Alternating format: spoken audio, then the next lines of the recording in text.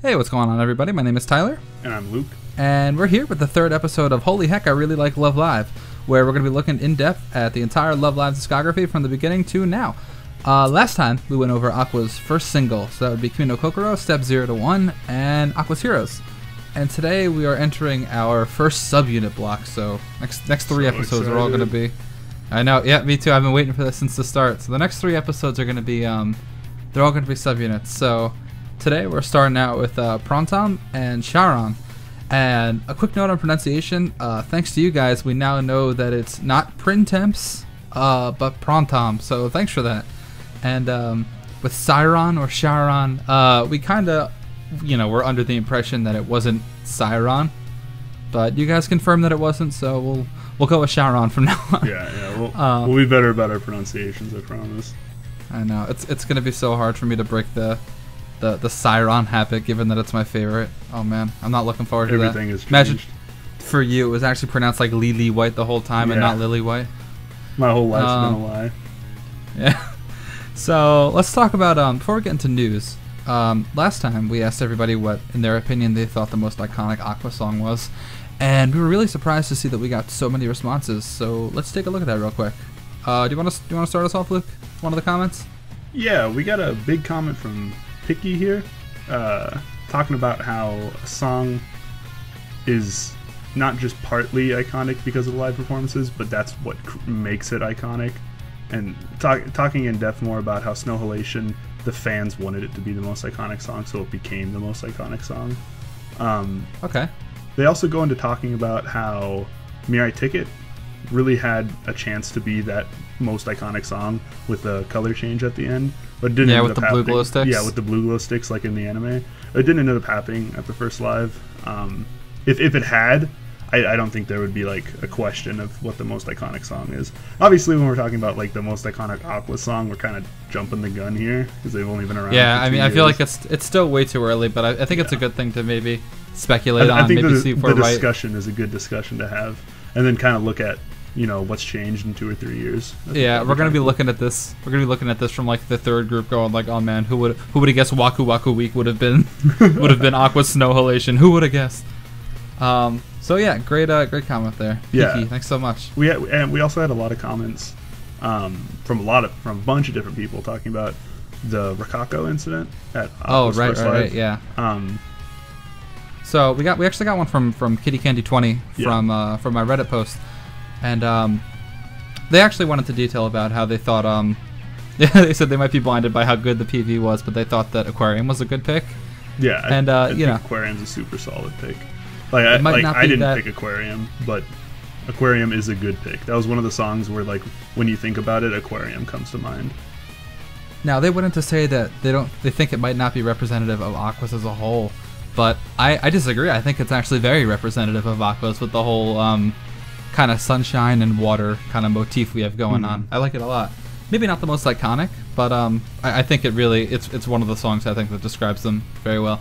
And then later on in the comment they go on to say how Omoitsu Ninare, which is the Hitotsu Ninare, sorry, which is the Rikako piano song, which actually a lot of people said would kind of like objectively be the most iconic at this point, just because of the whole incident involving her at the second day of the first live.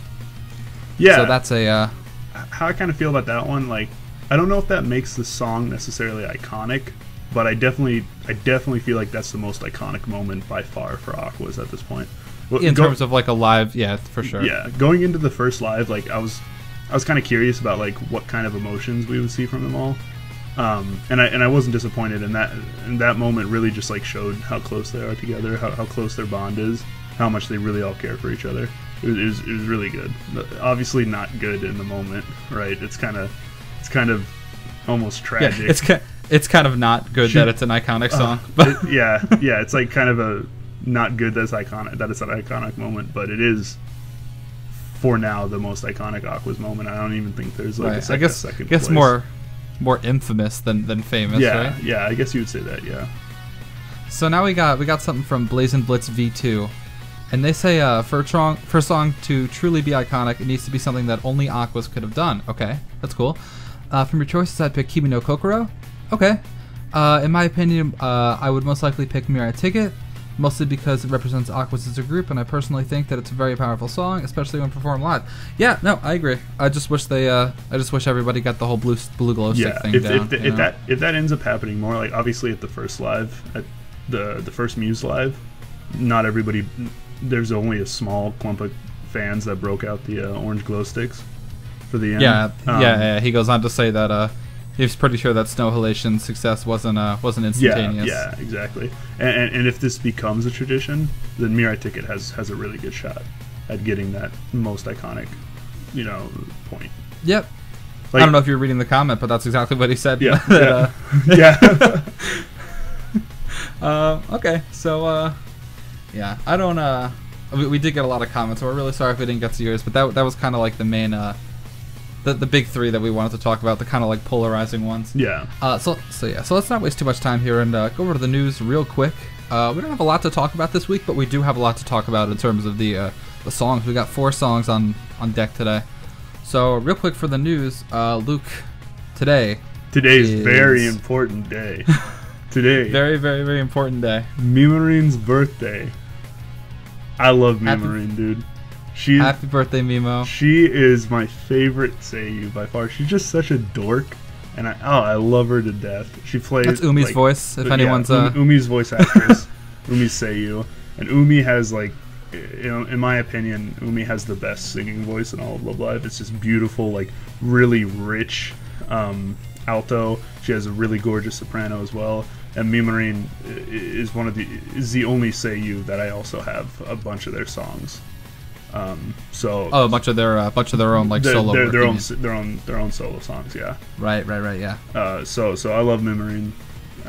Happy birthday, Mimo. Happy birthday, happy ending. Keep Mirai happy ending 6th on the charts. That's deep. Yeah. That's deep. Yeah. Going into that, we can now say what the Oricon chart rankings for all 3 of the subunits were. CYaRon single, Keep Mirai happy ending, got to 6th. Let's see, Azalea single, Galaxy Hide and Seek, got to 4th, and Guilty Kiss's single. God, how do you pronounce this? Kawada-Yasuki. Yeah, what he said. Got to 4th as well, which is kind of weird. I'll save you. Because the first single releases, a year and a half ago, or however long it was, I think it was a year ago, last spring, were not in that order. Usually you see the popularity not really shift around. It was last year, Azalea peaked at 7th, CYaRon Kiss peaked at 6th, and Guilty Kiss peaked at 5th, I think it was 5th or 4th. So it's weird to see kind of that the popularity shift in that way. You usually don't see that. You never really saw that with Muse either. It was always Printemps in last in popularity. Now, that's not to say Printemps is bad, but in popularity wise, Printemps was always last. Peaked the lowest, then Lily White, and then BB peaked the highest. So it's just weird to see kind of a mix up, and I think that's going to be interesting going forward to see if they keep mixing up. Yeah, I'm kind of hyped to see if this is going to be the concrete order. We're going to have another shake-up. Like, I'm excited for the CYaRon #1 next time. We can all dream. We can get there. So, okay, we're about ready to move on to the main event here, right? Yeah. We get to talk about girls. Let's talk about girls. Let's talk about Printemps as a whole. So, for anybody who doesn't know, I feel like everyone would know by now, but we got Honoka, we got Kotori, and we got Hanayo for Printemps. And did you want to start us out on that, Luke? Give us a little primer here. Yeah, I feel like so Printemps is, you look at them on paper and they look like the weakest vocally Muse. Yeah, I was definitely going to mention that. I feel like they don't. Yeah, I don't think they have like an immediate like standing out like, oh, this member's in Printemps, therefore it'll be really good. You know what I mean? Yeah, and I mean, of course, if they have your favorite, then you're gonna think that. But just kind of looking at this from an objective standpoint here. Yeah, like looking at Printemps, kind of their vocal setup. Hanayo obviously has like 2 different forms. You have pre-anime Hanayo and after anime Hanayo, and Don't make me cry on stream. Is this is this really like chesty, really nice, soft alto. Sounds great all the time, right? And my favorite voice in Love Live. And after anime, it doesn't exist anymore. The Lantis boardroom, they're like, hey, we need more sopranos, and then they just hit Hanayo with the stamp also. 7 wasn't enough. Yeah, seven wasn't enough. So she kind of never really went back to that alto, and kind of sat in soprano hell for a long time. And I mean, obviously, if Hanayo's your favorite voice, then Hanayo's your favorite voice. But personally, I think we kind of share this opinion between the two of us. Hanayo's soprano is shrill at times, and like right. not necessarily shrill. She's very nasally. Like she's still trying to sing with her chest, but when you try singing really high with your chest, it doesn't go well, right? Right. I think I think some. Go ahead. No, go ahead. Sorry. No, it's okay. I think one of the main reasons that you and I are so, or just think, 2013 and Aunt Hanayo is so off-putting is just because she's shown the ability, like, time and time again to just be absolutely just amazing. Yeah. Like, I've said it. I just said it 5 seconds ago, how she is my favorite voice in Love Live. Not Muse, not Printemps, Love Live. She is, pre-anime Hanayo is, I will go on record saying that she is my favorite voice in Love Live. And... we can see her, go from, how she sang in Love Marginal, how she sang in Kokuhaku Byori Desu, which we'll get to eventually, versus, maybe how she sings in, a later song, like maybe Moment Ring. Ooh. I know it's a big one for you. Yeah, no, that stemmed a lot of Hanayo distaste for a while for me. It's different someone like Kotori, who has a lot of the same kind of, I guess, singing tics that Hanayo does. Mm-hmm. Like, she does a lot of the same kind of stuff, but at the same time, she never was really shown to be an alto in the first place, so it was just kind of set in concrete. Like, been like that shrill Hanayo, that shrill soprano, So it's just kind of imagine, seeing Hanayo go from this, like, just stellar alto to just a kind of, like, barely passing soprano compared to everybody else. It's just everybody can do her job, but better, and I don't know why she just didn't go back to being an alto. Oh, man. Like I said it, I think in the first episode, I would have been so heartbroken if I had followed Love Live from, their debut in 2010, only to have Hanayo be my favorite up until the anime came out, and then I just, oh man. Yeah. But speaking of Kotori, we can talk about her for a minute. Kotori's got this kind of bubbly, kind of playful voice to her. Singing voice. I think that fits with the whole Printemps motif perfectly. Of Printemps really well. I honestly couldn't imagine her being in any other sub unit. Yeah, it would be. Imagine if you switched Maki and Kotori. How would that go? Kotori and BB. She fits very well with the other two. Like I was saying, they don't look great on paper, but when it comes out, the musical style that they're singing to just works out so well. They're always singing these pop songs, these bubbly pop songs. They only have two, like, what you would classify as cool songs. Kind of. Deeper, slower songs. Yeah, what would you say those are? Love Marginal and No Exit Orion are kind of their... Right, I was thinking the same thing about how it's really funny how Love Marginal, is the very first Printemps song, and it's kind of like almost radically different from what you'd come to expect later on from them. First Printemps song is this cool song, last Printemps song is a cool song, and then everything in between is bubbly and fun, But Kotori's got that, everybody in Love Live's kind of got their unique vocal tick, and Kotori's is definitely she's shrill, but it's not. I'm not counting that as a negative, right? She can still be really fun to listen to. I know Spica Terrible, her solo song, from when the second year's all got a solo song, is one of my favorite solo songs in all of Love Live. Yeah, I came on my phone today. I was listening to that. Yeah, she's super powerful in it, and it sounds great. I feel like if you want to move on to Honoka, I think we're done with Kotori for now, right? Yeah. I feel like Honoka is kind of like the chameleon of the group. Like, just stick her in any subunit and she'll find a way to make it work. Yeah, Honoka's voice is just so underrated. She's just got such just really nice, rich voice. It's not. I wouldn't really. She doesn't get high up very often. She doesn't get very low very often. She sits kind of in that middle range, and she just fits everywhere. She just always sounds good. I can't point to a single time where Hanukkah sounded bad. It's just like there's we're getting to the point now where it's just like, hey, how do you describe Honoka's voice? Like, oh, I don't know, like really good. Yeah, like, it's a just good voice, really good. But it doesn't get boring at the same time because it's so rich and because it's so nice to listen to. It's kind of warming and soothing, you know. It doesn't get boring to listen to, which isn't true for some of the other girls in the group that have really nice really good voices. Which we'll get to in a later episode how we kind of feel about some other members. But yeah, I just don't feel like. Oh, go ahead. But yeah, Hanukkah's just got this. It just feels so welcoming. Like when you listen to her. It just feels like she's giving you a big old hug while singing to you, and it feels so good. It sounds so good. Right. I don't feel like there's ever a time like you could just stick Hanukkah in any song and it'll be great. She probably has one of the least situational voices in Love Live. And like we were talking about. Go ahead. Sorry. No, we were talking about how Kotori maybe wouldn't sound too good in a group like BB, but I feel like if you stick Hanukkah in BB, like you wouldn't be missing out on anything here. Yeah, she can make it work. Yeah, and Hanukkah's voice is just so much like the. She sounds so much like the character, the person that she knows she's good at singing and she wants to like pick up singing somewhere, but she doesn't really know how to. But she's just kind of like naturally good at it, and she never gets any better. But she's just good at it, right? Like you find people like that all the time in choirs. They never really get any better, but they're just really good at it. And there's a couple songs that she's had throughout her, and we're gonna be listening to one of them here in Love Marginal, where Hanukkah really like gets a chance to belt it. Like really just like really air it all out, and she can just blow you away.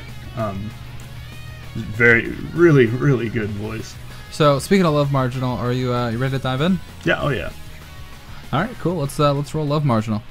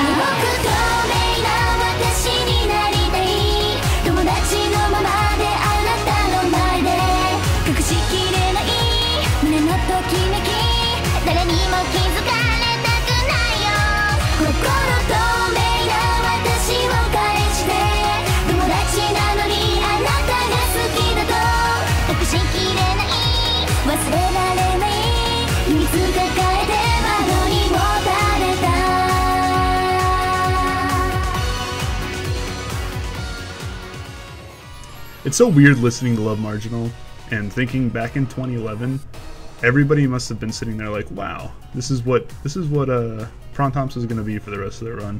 This like weirdly dynamic, powerful vocal group, when in reality they were this bubbly, fun group. Because the song's like so, it's almost like somber, and you just like get sad listening to it, especially when you like go into the lyrics a little bit. Yeah, they didn't get to the B side yet. Yeah, they just put it in the CD and they're like, wow, that was a very powerful vocal performance. and then Sweet and Sweet Holiday starts up. I'm just comparing this to everything else, like mainly Aqua subunits. I feel like Aqua subunits, their first single gave us a really good idea of, you know, what the group is going to become, because they followed in suit like almost perfectly from every single subunit. And then the very first song from Printemps is it sounds like it should be like a slower BB song, if I'm being honest. Yeah, just the song has such a powerful vocal performance from all three of them. You get kind of this. Kotori hasn't really become as shrilly as she ends up being. And I'm not, and obviously like saying shrilly, I don't mean that as an insult, but that just is how she sings, right? She's got this almost out of control, you know, kind of soprano. And out of it's become too powerful. Yeah. Kotori has become too powerful. Someone has to stop her, and the ones stopping her are Haneka's really, like we were talking about with her earlier, this really warm, it really feels like it's like almost embracing you, you know. You're listening to this kind of sad song, and even if you don't know the lyrics, you can tell that it's a very somber kind of sad song. Yeah, then Hanayo shows up out of nowhere and just hits you over the back of the head with some alto. Yeah. That chesty kind of area, Hanayo out, really soft. You don't get that a lot with altos. Altos, you know, are usually very strong and powerful, but she has this really nice soft alto that's there to kind of back you up and make you feel good. So you know how with rocks and trees, if you like split them open, you know, you can tell like how old the rock or the tree is. You know, like I don't know exactly how it's done, but like that's kind of how you figure it out. How you gauge a Muse song with how old it is Hanayo like screaming, or is she singing in a soft alto? Because I was listening to the softer the alto, the older the song. I was listening to Kokakaburi Des, like I was saying before, and like I guess it didn't really click that song was like relatively old. Like I was just kind of listening to it, having a good time, and then I got to a part that was like definitely not Kotori, because you know I kind of like later on. It becomes a little hard to distinguish between Kotori and Hanayo, like if you're just kind of passively listening to the song. And I hit a part that was just definitely not Kotori. I was like, wait a minute, that's Hanayo? And then I thought about it, I'm like, oh, this song must have came out in like 2012 or something, because Hanayo's singing with alto. It's like, that's why I like it so much. Yeah, I think that song came out in 2012. That was their duo song, yeah. This song just like shows how one of the weirder vocal arrangements on paper just ended up being really good. It just works for no other reason other than like, it just works.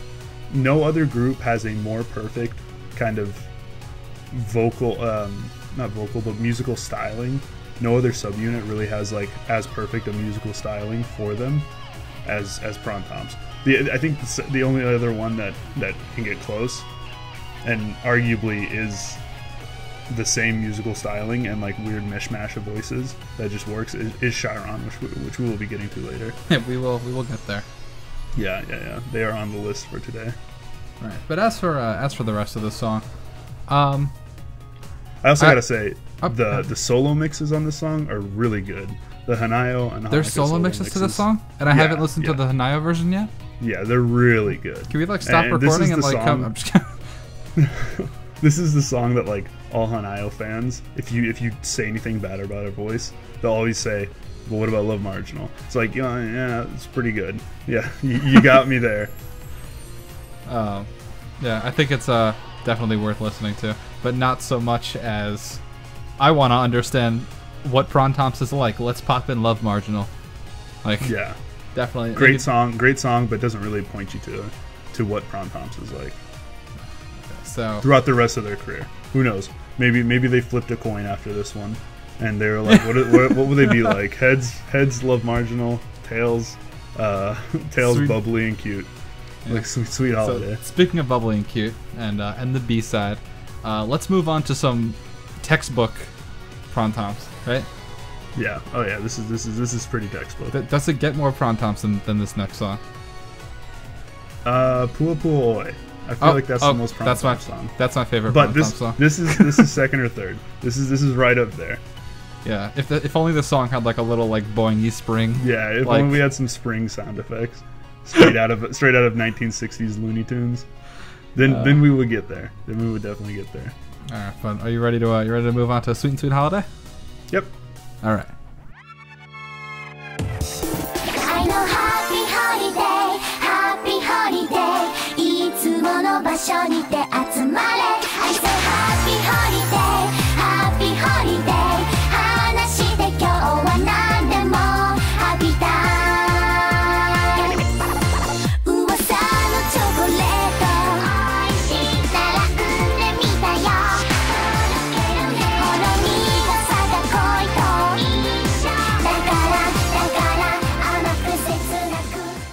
like we were talking about earlier. I'm sure everybody that's watching this has listened to their fair share of Love Live, and they know that Printemps that we just listened to is the Printemps they are used to hearing. Right. Yeah, and it's a really good song. It pretty easily becomes the basis of what Printemps does for the next 4 or 5 years. Okay. Really cute, really bubbly. Kind of sits in that higher range, rather than that lower range that kind of Love Marginal is.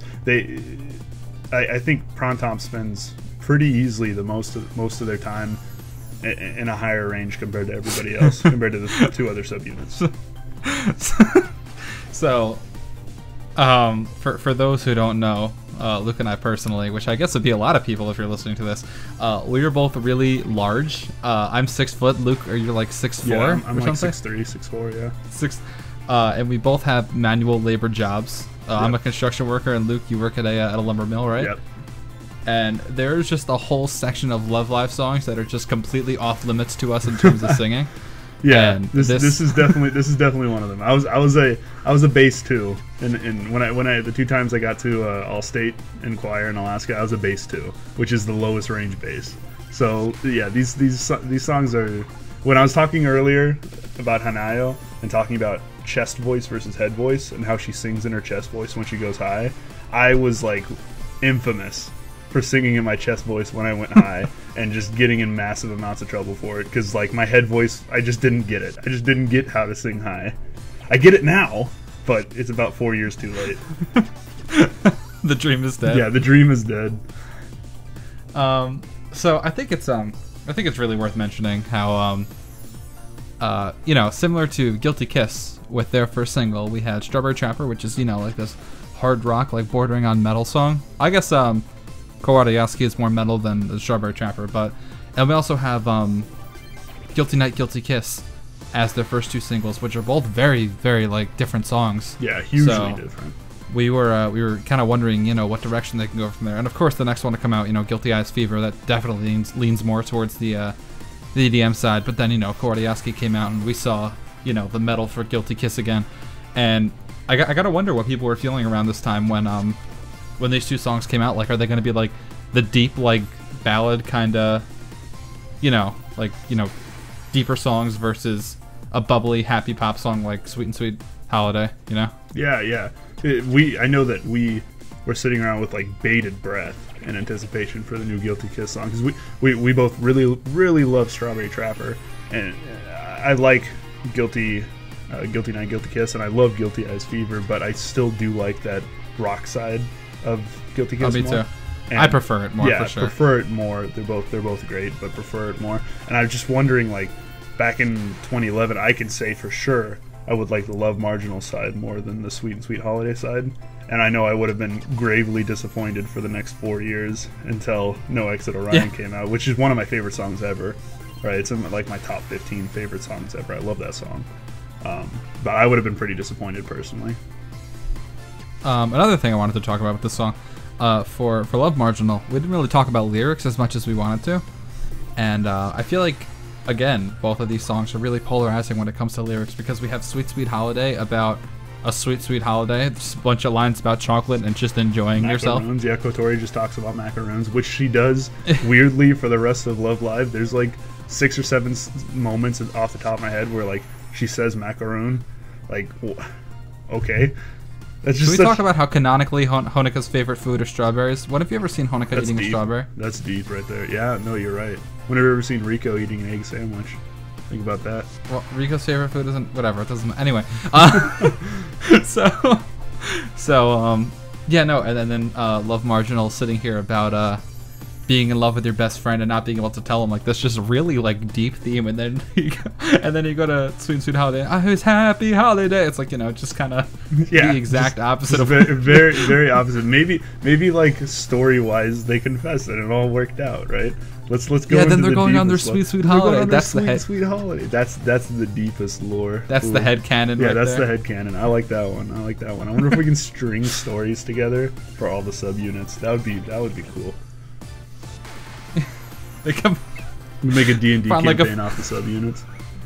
Found like a mattress factory. That's where all the boinging comes from. Oh, okay. So I gotta say, I gotta kind of shoot this in here. I'm just not the biggest fan of this song. I like it. You know, it's a song. I'll listen to it. Kind of falls in the same category as maybe Koi no Button, where it exists, and if it comes on my phone, I'm not gonna skip it. But I mean, not really something I'm gonna like kind of jam out to. Just it's Printemps, which, you know, I like them. I like all of them, but just kind of not my thing. Yeah, I think we're in agreement here. Like, our skip list is super short. Like, there's like 3 songs on my skip list, and this is definitely not one of them. Like, the song's really nice. It's really sweet. It's a good song. Never gonna skip it, but never gonna go out of my way to look for it. I don't know. Maybe if I'm at the gym, I might skip it. There we go. Maybe if I'm trying to squat, like, I might not listen to Sweet and Sweet Holiday, to be honest. So I think we've talked about Printemps just about as much as we probably need to. Really great group, but I think we're ready to move on to our next one. We're going to talk about we're going to get some CYaRon in here now.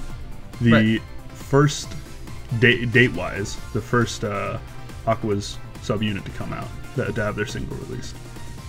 Is that right? I didn't know that. Yeah. I'm pretty sure it's CYaRon first. I don't have the paper right here, but I'm pretty sure.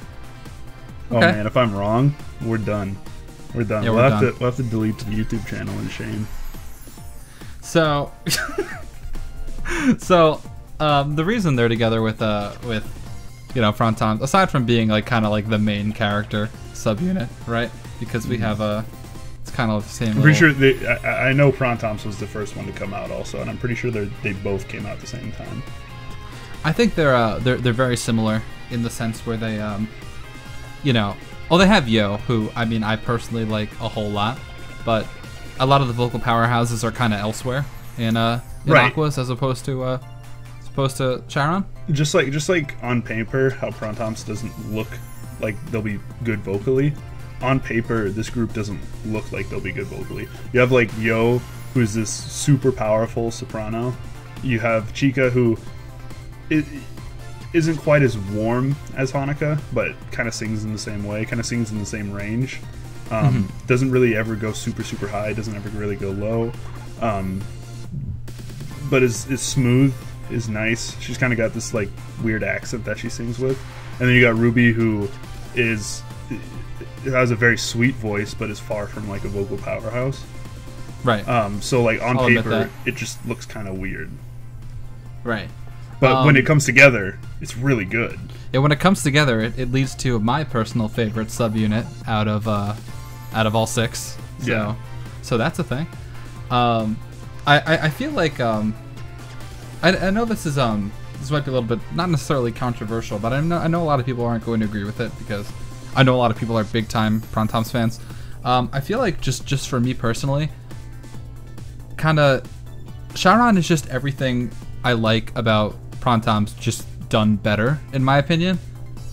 I don't know, I feel like they have their style and they've stuck with it the whole time.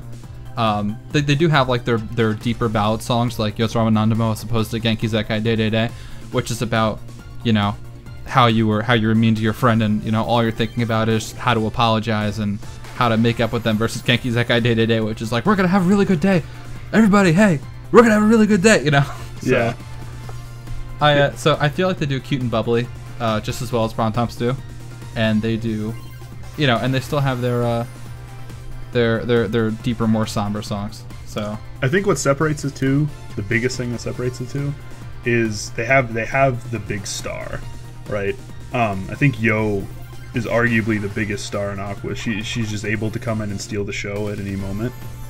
Yeah, I feel like a lot of people might fight you and say that position belongs to Yoshiko. Right, I think those are the two. Those are the two like biggest show stealers where they can just come in and completely blow you away, right? They can just blow the song out of the water. You can be having a good time and then you're just like, whoa, what was that? And like they have the parts. You know, you have Maki, Umi, Ellie at times, Ren at times, and Muse that have those parts where those parts where you got to rewind it to listen to it again. And then in Aqua's at this point you have really only Yoshiko and Yo, that are able to completely blow the show out of the water. I think there's some other vocal talents that have that ability in Aqua's. Yeah, that's not to say that other gotten there yet. That they haven't had the other girls and a big haven't thing done. is opportunity to do it. Like there's times where Hanukkah is able to do it and Muse, times where Hanaya was able to do it, but they didn't have as many opportunities as the other ones. Right, and that's not to say in Aqua's that there weren't as many show steely parts by other characters too, like Kanan during her solo at the end of Happy Party Train, for example, Yeah, or really good. Chica during Mirai Ticket is one of them. Yeah. Mm-hmm. Yeah, So, but Yo just has so many, and even in CYaRon, she has some of the best vocal performances in all of Aqua's, really. Like I can point to two of them off the top of my head. Kimura Happy Ending and Yozora and Nandemo have two of the best like individual vocal performances from her in all of Aqua's. I think it's fantastic. I feel like they all kind of at sometimes I feel like it's like it's when you sit down and listen to it, it's definitely more easy to distinguish between Yo and Ruby. But I feel like there's a lot of times when Ruby does actually follow suit to Yo and actually sounds very, very similar to her, especially in Yozora and Nandemo. I feel like on the topic of Ruby real quick, it's no secret that I really, really love Ruby. But I do wish that a lot of times she isn't being, Fururin, not Ruby, but would kind of sing, more naturally as opposed to kind of doing the childlike shtick, which, don't get me wrong, like I don't mind it, but just in performances like Sky Journey, which we haven't gotten to yet, Ooh.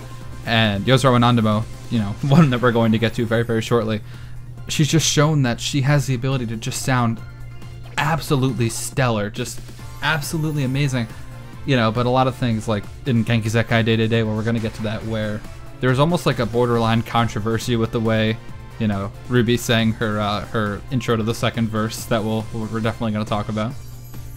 Yeah, Ruby has shown that she could potentially be a vocal powerhouse.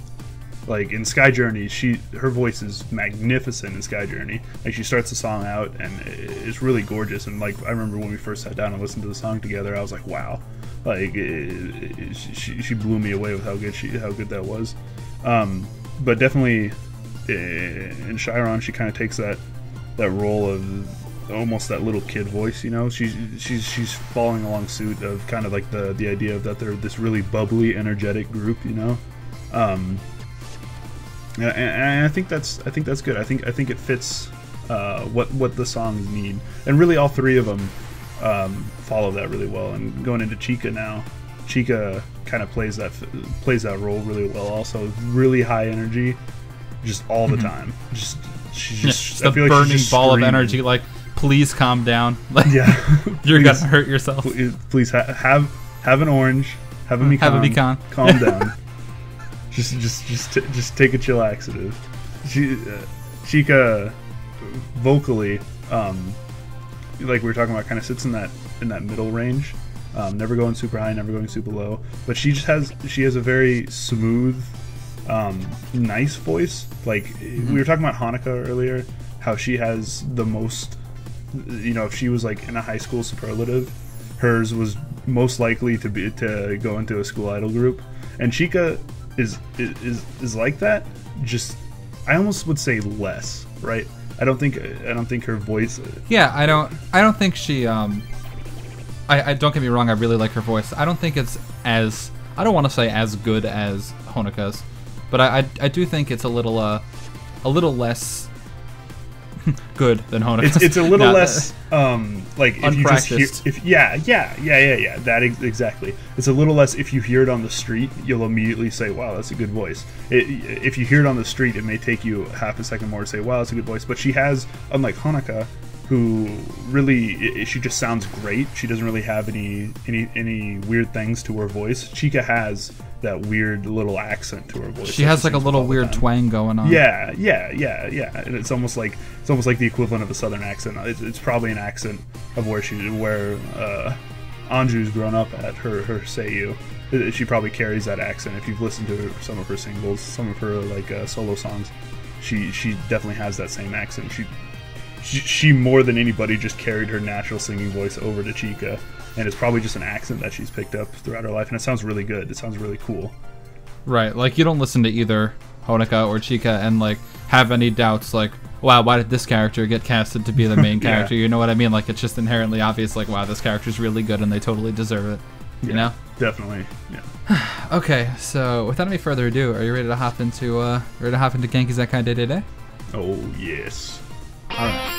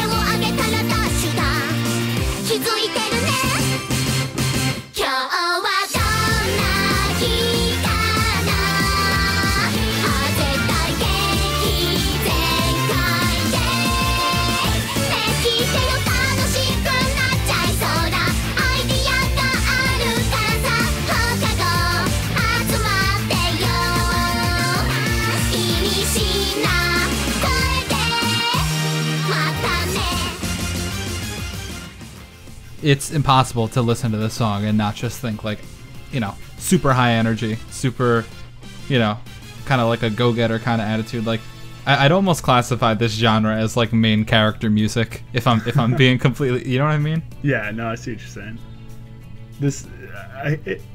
It's really hard to think of a song that's more fun than Genki Zenkai Day Day Day. Like, that's full of more energy, you know? Like I will jam out to this one at work while I'm running you know, 50-ton machines at work at the lumber mill that I work at. I will jam out with the doors open to the loader and sing my brains out. You got a speaker in there? I do not have a speaker in there, but I listen to it on my headphones. So imagine you talking Japanese. Yeah. Man, it does have a radio, and I can set up my phone to play through it, but I'm not quite ready for that one. I will jam out to it though. So okay, so now that we have, you know, both firsts from both CYaRon and Printemps, I do feel like Lantis, I guess, would be the correct name to say here. They played it really, really safe with both of these subunits. Like, I feel like both of them are just very, not necessarily generic, but they're super safe picks. You know what I mean? Yeah, like, I'd agree with that. There's things like BB and Guilty Kiss where it's like, you know, maybe they thought people wouldn't like Strawberry Trapper as much, or you know, like what was the first BB single? Diamond Princess. Right, yeah. They just seem like a lot riskier compared to both Printemps and CYaRon. You feel me? Yeah, no, I see what you're saying. Kind of musical styles that you wouldn't expect an idol, like a you know, idol groups to go down. While you know, Genki Zenkai Day Day Day is very much so what you would expect. Yeah, I feel like this is exactly what you'd expect, especially from the subunit that both main characters are in. Yeah. Love Marginal's like kind of weird, I guess, but I guess at its core it's still very, like you said it's kind of a ballad, and that's something you could still see from a lot of idols. But even like Lily White and Azalea are kind of not something you would see. All four of the other subunits really aren't something you would see every day. And that's what I like about the about subunits, if I'm being honest. Just the fact that, you know, you can see styles that wouldn't necessarily be you know, they're incorporated into a regular inspired by idol like song. Some musical style from the past. Like CYaRon is inspired by, like, you know, 90s to early 2000s Japanese pop, you know, really Right. bubbly and upbeat all the time. Compared to just like how sweet Printemps is, CYaRon on the other end is just so energetic and always so energetic, you know. So I wanted to just touch on a lot of people's grievances they have with Ruby. They usually point to this song. We were talking about before about how Hanayo fans will always tell you to go listen to Love Marginal if you ever have any doubts about Hanayo. Well, if anyone's ever trying to convince you that Ruby is the worst, they will tell you to listen to her verse at the beginning of the second verse to Genki Zenkai Day Day Day, and we didn't play that, so let's roll that right now. お昼食べて眠くなったから少し目を閉じた寝ないよ寝ないいやそうだけだよほんのちょっと So it's really important to note about that line that she is singing about being sleepy Yeah, and she's wanting just to. really sleepy. She just really wants to take a nap. She got up all energetically today. Now she just really wants to take a nap in the middle of school. Like, come on, So- can you really flame her for that? And not only do I think that's really fitting for Ruby's character, but I feel like it's also really fitting for the context of the song about having an like insanely energetic day, and you know now you're all spent and you're just tired. You just want a nap. Yeah, she just wants to take a nap. Do I think it's good singing? No. And if I didn't, you know the context of the lyrics, I'd probably, you know, be on the bandwagon with everybody else saying like, oh, look at this is bad. But she hasn't done anything like this since, and I feel like maybe Atlantis, you know, could have maybe picked up on it. It's great character singing. Like it fits the song so well. And obviously, like we're flaming it because we're Westerners and we don't speak Japanese. So like I'm sure that nobody in Japan is flaming this moment in this song because they're like, oh yeah, she's tired. You know? Yeah, she's tired. This is a normal way for a human being to be yes, tired. She is tired, so she sounds sleepy. This makes sense. Good job, Ruby.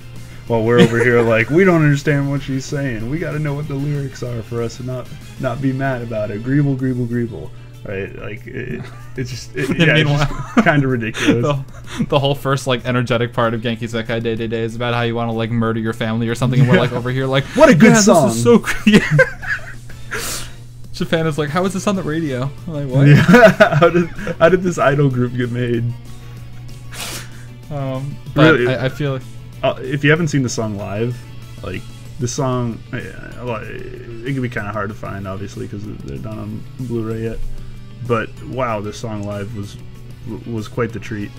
It was just super high energy. The piggy from Ruby, leading into the final solos at the end was just oof.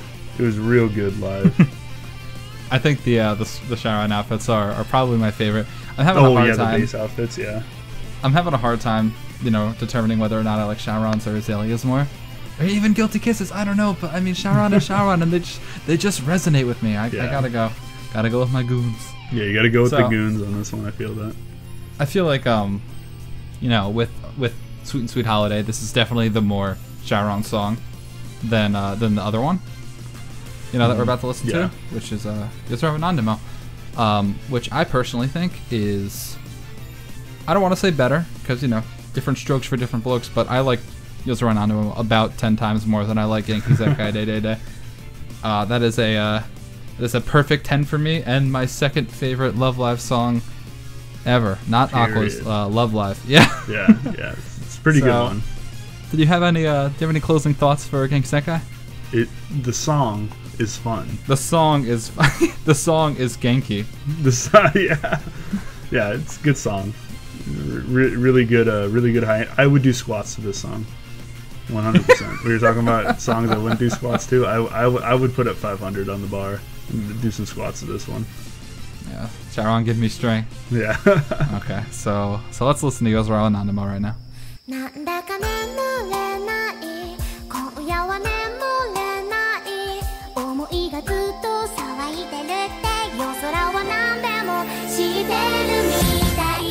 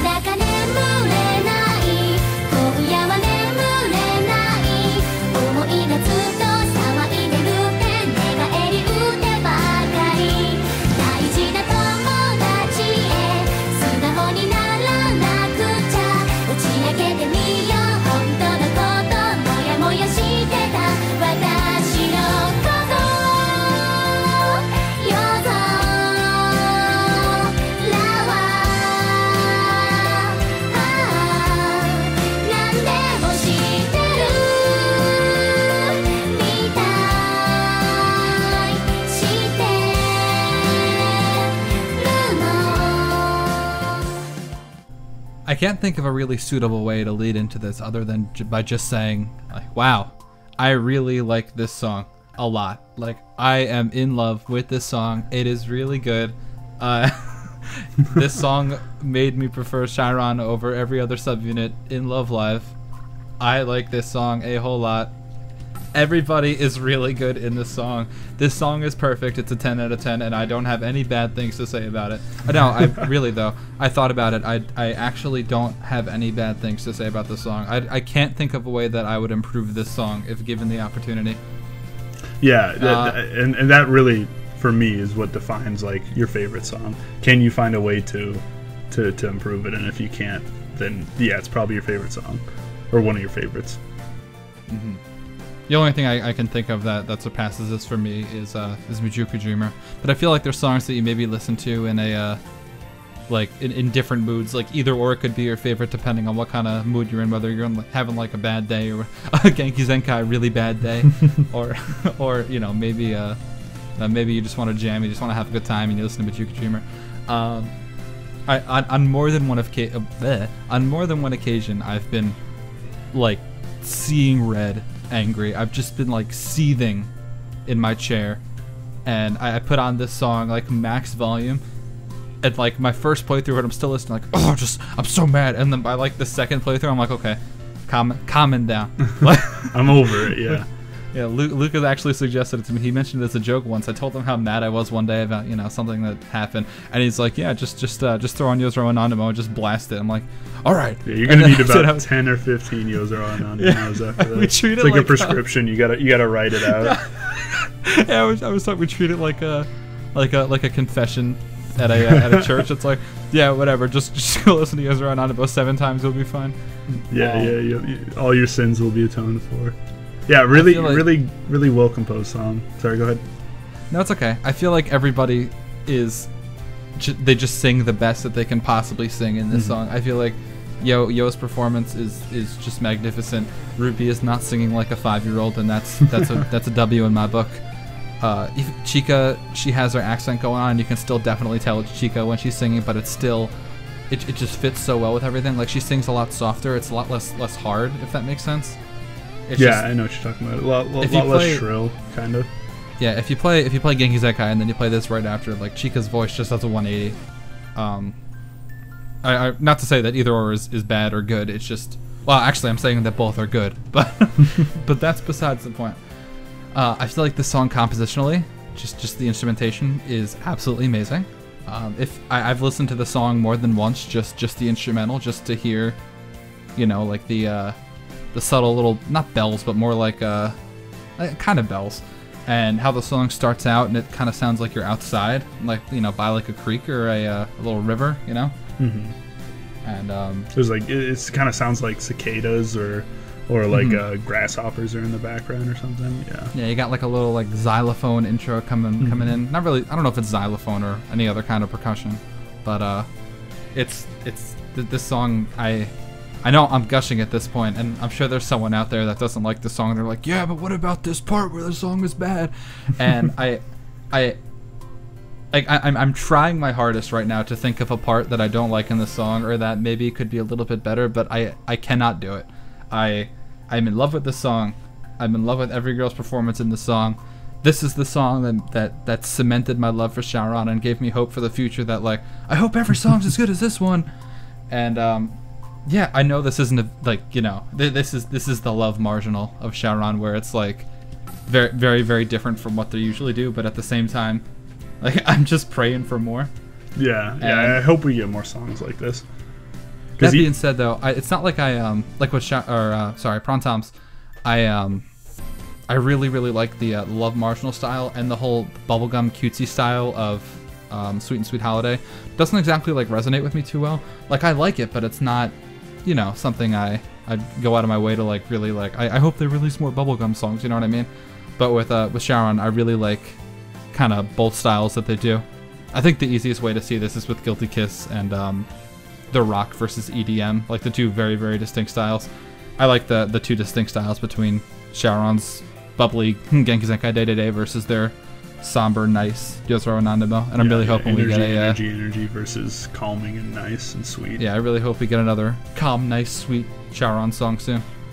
So I know I've been kind of like hogging the mic here, Luke. Why don't you? No, go ahead, dude. This is one of your favorites. If I had a few things to say about the song, lyrically, I think it's really, really, really nice lyrically. It's kind of about you're really mean to your friend, and then you don't really know how to apologize to them, because how often do you apologize to your best friend? And it's just making it worse, right? Right. So you just never go up there and apologize to them when you know it could just be so much better, because you're afraid to put like your pride and stuff getting in the way. So I think lyrically this song is one that's worth sitting down and like listening to it while reading the lyrics, because it really is a really, really beautiful, really gorgeous song lyrically, as well as the backing and the girl singing. Just everything works so well together. Right. I'm thinking of ways I can make you, the listener, like realize how I feel when I listen to this song. Like this song is so good to me. I can't put it into words here. Like just find your, okay, if you're one of those people that say 10s don't exist, find your 9.99 song or your 10 song, and that's this one for me. Yeah. I mean, we have Vijukajima at 1, but this is so close at 2. It is. I always feel bad saying that I like the song this much, because it's not even like all of Aqua's. Like, yeah, whatever, Yoshiko, whatever. Yeah, we don't need any of those other chumps. Yeah. Give me CYaRon. If we have something to harp on for this song, we're gonna go to talk about Aqua's live for a second. Aqua's live right now, because they're so young, they're all really young, like very early 20s. Right, yeah. Or even, I think Suwa just turned 20, and I think Shuka's about to. Yeah, they were a lot younger than Muse at the time, at this point in their career, right? Way much younger. Most of Muse was, I think, Rippy was the youngest, and she was 22 when it first started, 22 or 21. So already 2 years into the project, and they're still younger than, or most of them are younger or as old as the youngest member of Muse when it first started, and so they haven't really grown into their voices yet, fully live. And singing out is always easier than singing softly, because you can use so much more air, so you have so much more control over your voice. And so, like, when you go watch Genki Zenkai 888 live, if you watch it live, it's not as hard to hit all the notes, because you're singing outward so much. We talked about in the last episode, Jumping Heart is one of their most performed songs live. Very energetic song, very loud, strong, loud song. They're always singing out. So over time, they've gotten really good at singing it live. The first couple performances were kind of They've gotten really good at yelling. They got really good at yelling, yeah. And like I said, they haven't really grown into, fully matured into their voices yet. So sometimes hitting these high notes can kind of be hard. But it's especially hard when you're singing these slow songs to get those notes perfect every time, because these slower, quieter songs, these more piano songs, can be quite a bit harder to hit those high notes, because you have to use as much air to hit them but still not be any louder. And so this song live was, out of the 2 days, it was pretty okay. I know personally I was like a little disappointed at how good it was live, or I guess I don't even want to say it was bad, because I don't think it was bad. I think on stage it was gorgeous. The dance, Shuka does this really gorgeous, Shuka Yo's Seiyu does this gorgeous dance during the final guitar solo before leading into the final chorus. And they had glow sticks around the arena, because the other two were on carts, and the glow sticks changed while the carts moved, which was really cool. But vocally, the song's just really difficult to sing. There's easy songs, there's hard songs. This is definitely falls on the hard song spectrum. So I'm excited for the Happy Party Train tour. If they do this song live, I'm really excited to see what kind of improvements they've made. Yeah, I don't know. They could have just like got on stage and just kind of just like screamed for like 4 or 5 minutes, and I would have still loved it, as long as I heard like the little like not Dakarema. I would have just Like, I was in a trance when I heard this dude. Like, you're telling me all these things, and, like, it sounds like something that would make sense. Like, oh, yeah, that is harder to sing, but, like, I wouldn't know, despite the fact that I saw it, because I was just so into the fact that they were playing this song. Because CYaRon was... Okay, so, the live got leaked before I saw it, right? Before I saw it at the live viewing. So, Luke saw it before me, and, I didn't want him to tell me any songs that were there. And I was just saying passively, like, I hope they play this song. I hope they play this song. And, you know, all the ones that I wanted them to play got played, thank God. But I didn't know if they were gonna play this one, because, you know, Genki Zenkai Day Day Day is the more popular song, I think, and that's, you know, that's the main song. That's not the B-side. So when they came out and the first thing they did was Genki Zenkai Day Day Day, I was just waiting with bated breath. Like, I was just like, yeah, I like this song, but just, are you gonna play the next one? Are you gonna play Yozora and Nandemo? Are you gonna do it? And then, like, the lights went dim again. I was like, oh my god, they're gonna do it. And then all Chica had to say was, nah. And I was like, all right. We in it now. and obviously, like, I was just bad mouthing them live and stuff. I never expect a group to be as good live as they are on the CD. I think that's part of, like, what makes watching a live show fun. Any live show for any musical group, you know, they'll always sound different live. It's a whole different performance.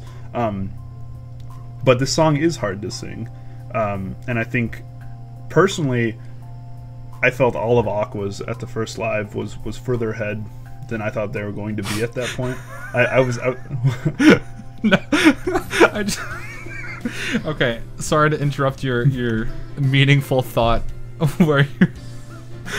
I'm sorry, I just need to chime in with the one video with Printemps singing Yozora and Nandemo. Oh man. Wait, not gonna play the video here because it's someone else's, but we're gonna link that in the description. This video is cursed. If you have time to watch a 30-second cursed video, please go watch this video. Very cursed video. Yeah, I forgot about that one. That's unfortunate. I'm so sorry to interrupt you in the middle of your coherent thought. But we are kind of running short on time here. Would you say? Yeah. So real excited. I wish I could just, like I was just saying, real excited to see how they're able to make the song better in the future. I wish I could just gush on this song forever, but we have to move on, alas. Yeah. Okay. So following suit from last episode, where we got a lot more interaction than we thought we were going to, with you know, all the people commenting what song they thought was Aqua's most iconic. We're gonna pass the question. Which one out of these two subunits do you like the most, and why?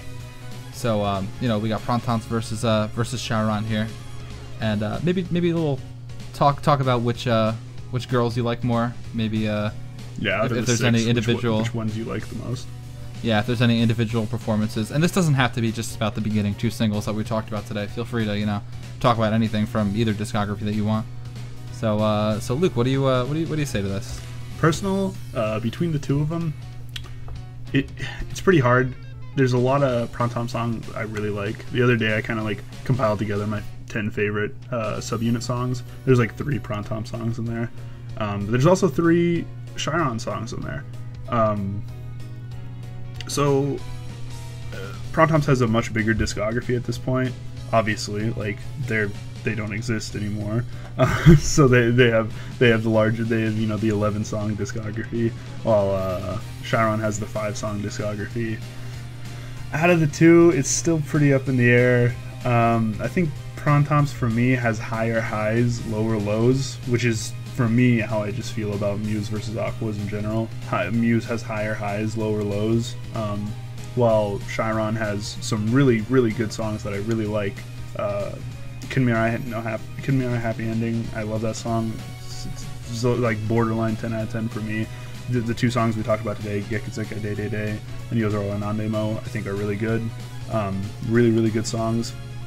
And then, like, from Printemps, Pua Pua Oi, that song's just one of the most fun songs in the Love Live discography. I remember when we listened to it for the first time, we were listening to it together, and you were like, yeah, there's a spring noise in this song. I was like, what? And then we got to the chorus, I was like, oh, hey, there's a spring noise There's a spring noise in this song, yeah. Like we said earlier, straight out of 1960s Looney Tunes. And No Exit Orion is a song that gets into my top 10 just all time songs. Like, the song's fantastic.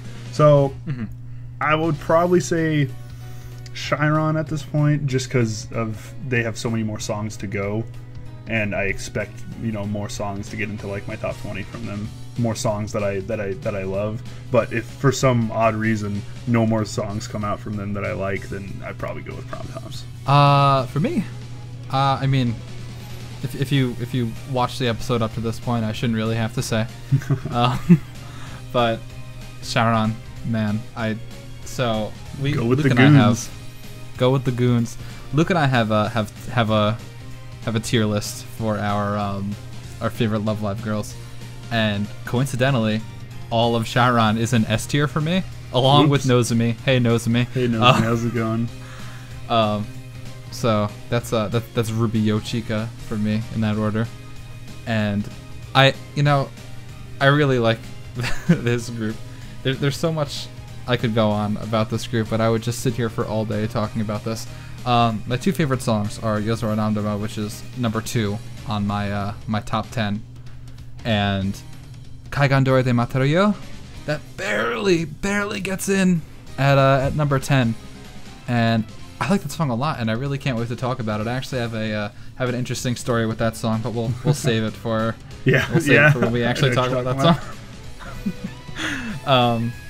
I like that song a whole lot. I remember Luke linked me the singles that day when the previews first got dropped, and I listened to Kinmirai Happy Ending, and it was doing like the instrumental part before it faded out into the B-side, and I was like, wow, they're gonna have to try really hard to top that. And then Kaigandori's like stupid tuba came on at the beginning. I was like, this is gonna be a dumb meme song. And then they started singing. I was like, okay, they topped it. They did it.